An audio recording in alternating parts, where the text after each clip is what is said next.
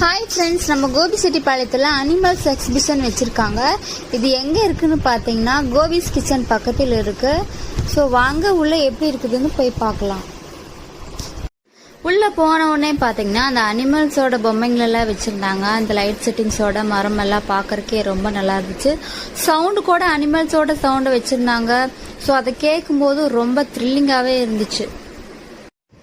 அதுக்கப்புறம் பார்த்தீங்கன்னா இங்கே விளையாடுறதுக்கு ஒரு சில கேம்ஸ் எல்லாம் வச்சுருந்தாங்க. பெரியவங்களும் விளையாடலாம், சின்னவங்களுக்கு குழந்தைங்களுக்கும் பார்த்தீங்கன்னா இந்த மாதிரி வச்சுருந்தாங்க. ஸோ நல்ல ஒரு டைம் பாஸாக இருந்துச்சு.